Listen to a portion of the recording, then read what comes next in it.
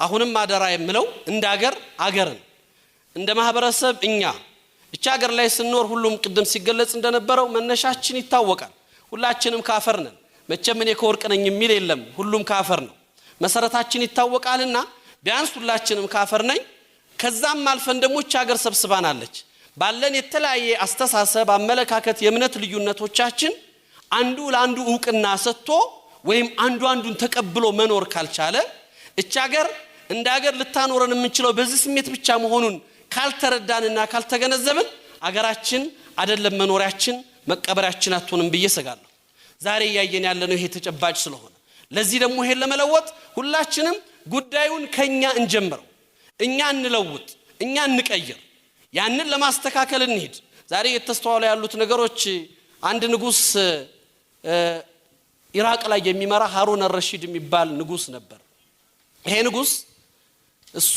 እንግዶች ጋብዞ ራት በሚያበላበት ጊዜ ሰዎችን ያስተናገደ በመሃል ተነስቶ ሰዎች ጋር ሲነጋገር አንድ ባህሉል የሚባል ሰው ነበርና ሰዎች እብድ ነው ይሉታል ዘሎ ሄዶ ዙፋኑ ላይ ተቀመጠ ይሄ ያው ግልበጣ ማለት ነው ዙፋን ላይ መገመጥ እንቅላብ ናኢም ይሉት አረበኞች ማለት የተኛ ግልበጣ እንደማለት ነው በጣም አጃቢዎቹ በድንገት በጣም ደንግጠው ሄደው ከተቀመጠበት ዙፋን ላይ አፈፍ አድርገው አንስተው ይቀጠቅጡት ጀመር ንጉሱ ሰዎቹን ሸኝቶ ሲመለስ ባህሉል ይደበደባል ባህሉል የሚያቀው እሱ ምስኪን እብድ ነገር ነውና ያለቅሳል ተውት ይሄ እብድ ነው ለምን ትመቱታላችሁ አለ አይ ዙፋን ላይ ተቀምጦ ነው ዙፋንም ቢቀመጥ እሱ እብድ ነው የሚቆጠርበት አይደለም ተውት አለውና አስለቀቀው ከዛ ባህሉልን ጠየቀው ሲያለቅስ በጣም ጎዱ በትሩ አሳም ሆኖ የምታለቅሰው ሲለው አይደለም አለው እኔ ለአንድ ደቂቃ ለማትሞላ እዚህ ተቀምጬ ይሄን ያህል የተቀጣው አንተ ፈጣሪ ዘንድ የሚጠብቅህን ሳቀው ላንተ ነው ያለቀስኩት አለው ለኔ አይደለም ማለቅስ የምንሰራቸው ነገሮች ምናይበት ይታ የመጨረሻ ንግግር የማደርገው አሁንም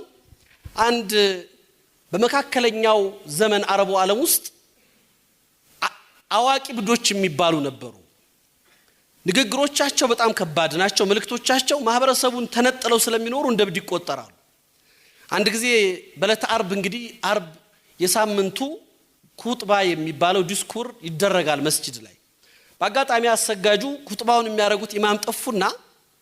አንድ ብድ ያከባቢው ሰው ብድ የሚሉት ሰው እኔ ተነስቼ ዲስኩር ካላረኩ አለ ሲል አራይ ሰውዬ ደሞ እዚህ ላይ ወጥቶ ነገር ሊያመጣ ነው ይያሉ ሰው ሲቆጡ መስጊዱን ከሚያስተዳድሩት አስተዳዳሪዎች አንዱ እስቲ ይናገር ምን እናቃለን የሚናገረው መልካም ነገር ይኖራል አሉ መድረክ ላይ ወጥቶ ተናገረ እናንተ ሰዎች አለ ሙሉ የአረበኛውን ትርጉም ነው ማቀርብላችሁ ፈጣሪ ከሁለት ከናትና አባት ከአደምና ሔዋን ፈጠራችሁ ለሁለቱም ከፈላችሁ ግማሾቻችሁን ሀብታም አረገ ግማሾቻችሁን ደሃ አደረገ ሀብታም ሲያረጋችሁ ልታመሰግኑ ደሃ ሲያደርጋችሁ ልትታገሱ ነበር ሀብታም ሆኖ የሚያመሰግን የለም ደሃም ሆኖ የታገሰ የለም አላህ ያጥፋችሁ ብሎ ወረደ ያሉብን ነገሮችና የተሰጠናቸውን ነገሮች አውቀን እነዛን ጠብቀን ተሳስበን ተከባብረን መሄድ ካልቻልን መሻገር አንችልም ነው ምለው አመሰግናለሁ